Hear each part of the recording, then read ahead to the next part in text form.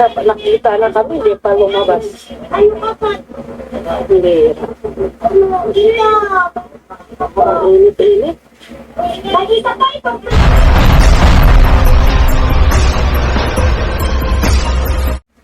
Medyo nababatikos itong si Mrs. Love doon sa ginawa niyang pagcha-charity. No, yung mga nasabi niya doon sa kanyang ginawang pagcha-charity na siya yung nag-interview doon kay Darlene ba yun, sa bata, dahil sa mga binitawan niyang salita na medyo hindi magandang pakinggan no? Dahil nga parang bakit niya nasabi yung mga bagay na yun. Diba? Birang charity vlogger, as we all know, no, yung pasensya, mahaba yung pasensya. No, yes, I know Mrs. Love is not a charity vlogger, pero dapat hindi niya sinabi yung mga gano'n. No? Hindi niya pwedeng rasunin na hindi naman ako charity vlogger No? Kaya ako nasabi yun, no. So, as we all know, yung bata na yan, si Darlene na yan, ay part ng naging charity ni Dr. Love. So, in a way, nagsa-charity pa rin kayo. At yun yung pinapsok ni Dr. Love. And Mrs. Love is part of that charity vlogging. Nakita naman siya diba, sa iba pang mga binavlog. Okay, so yun po yung lalamanin ng ating content na to. At kung bago pa lang po kayo sa aking channel, please don't forget to like, share, and subscribe na rin po. And pakihit ng notification bell para maging aware kayo sa aking mga upcoming content. Any comment, suggestion, recommendation, leave it on our comment section. Issue lang po tayo. Walang personalan. Matuto po kayo mag-fact check para hindi po kayo mapagsabihan fake news. Okay? So yun na nga. At itong si Mrs. Love, merong isang upload na pinuntahan niya itong si Darlene, yung isa sa mga beneficiary nila. And parang mayroon siya mga nabitawang salita na nagpataas ng kilay sa ibang mga against sa kanila. No? At ako po ay hindi against kay Mrs. Love or kahit kay Dr. Love. Ako po ay nagbibigay lamang ng aking opinion bilang reactor. No? Wala pong masamang tinapay sa akin sa mga tao. Yan. Ito po ay opinion ko lamang na nakabase sa kanilang mga sinabi, inasal at pinakita. No? So, yun lang po ang aking binibigyan ng reaction. Yung inyong naging actions or naging issue sa content na ito. Ay, bakit may nagchat-chat nito? Ang layo-layo. Ang mahal ng gasolina.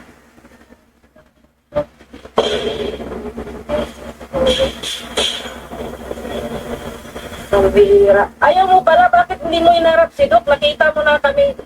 Andun, tumakto ka papunta rito. Dapat nakita na kami, hindi pa lumabas. Hindi. Ang init-init. So, narinig niyo po yung naging pahayag ni Mrs. Love. Halatang medyo irritable siya sa inasal ng Darlene.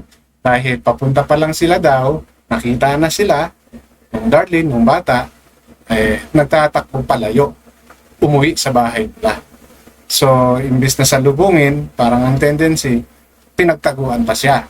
No, actually, siya lang yung pumunta dahil wala ata si Dr. Love. Maybe Dr. Love may ibang pinuntahan at siya yung pumunta. So, sa pagpunta niya, yun nga yung nangyari. Now, tama ba yung naging asal ni Mrs. Love at marinig na mga viewers yun, no? Regardless po, charity vlogger ka o hindi, sa mga nung ganung bagay, di ba? Dapat po medyo inawat natin. No, hindi man siya yung charity vlogger, yung asawa niya po ay siya yung nag-represent sa asawa niya kay Dr. Love.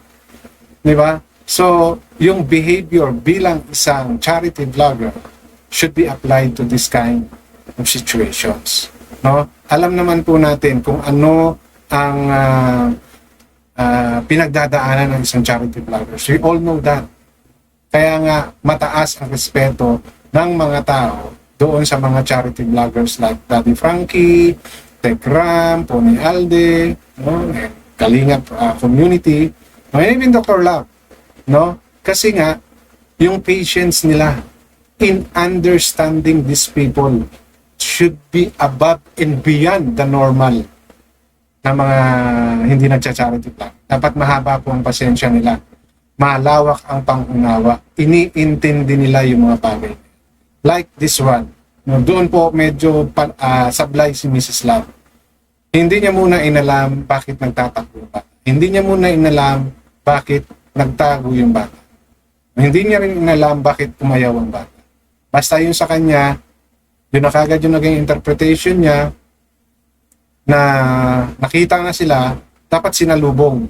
No, parang yung gusto niya mangyari. Di ba? And mainit. Normal po yun. Kasi po, kasagsagan eh.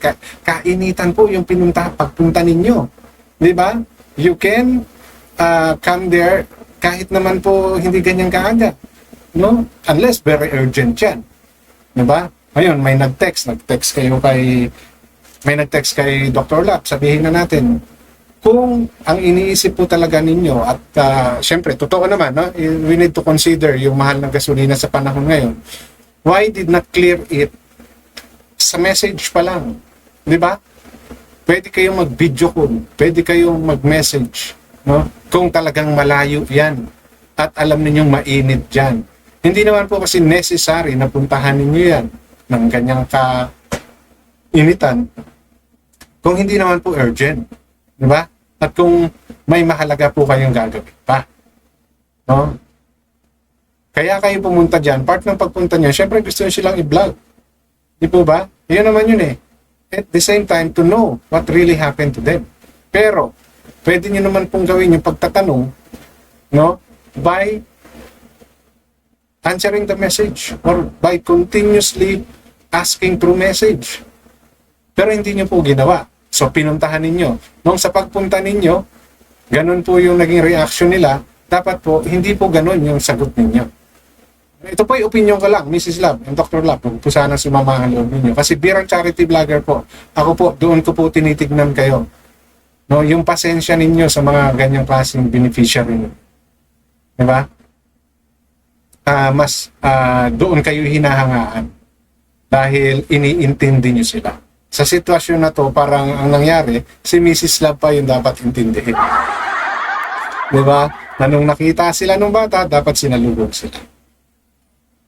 Okay, dapat ganun po talaga. Kaya nga lang po, diba? Beneficiary nyo sila, and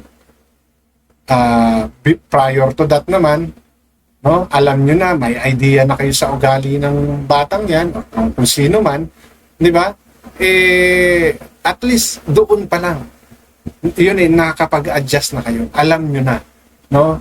You need, as a charity vlogger, for me po, no?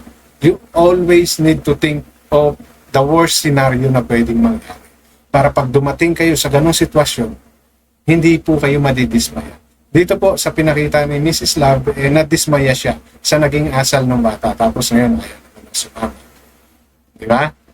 So, imbis na napaamo nyo pa yan, no? Nalaman nyo yung main reason, diba? Ngayon, lumayo patuloy lalo yung loob sa inyo. Dahil sa pinakita po ng asal. Dahil sa nagpakita po kayo ng hindi magandang asal sa kanya. Kaya inulit ko po, Mrs. Love, hindi po ako nang babasya. Ito po ay criticism. Consider this as a constructive criticism. Hindi po para pahiyain kayo or insultuhin kayo.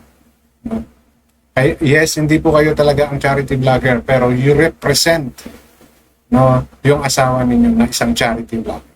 So nung ginawa nyo po yung pag-vlog na yan, no, we expect you to act like what your husband is doing. Ganun po yun. And that is the patience, no? The patience to understand them. To ask them in a nice way, no? Explaining why you are there, and explaining bakit mali yung inasal. Ganun po yung ako personally, ganun ko po kayo tinitig. Lahat po ng nagcha-charity. No? Mapa yan ay PWD, matanda, bata. The treatment should always be, you need to have a long, patient, and understanding what they are seeking or asking or kung ano man yung nararamdaman. Okay? So, yun lang po yung gusto kong i-share sa content ko na to and hanggang dito lamang maraming salamat.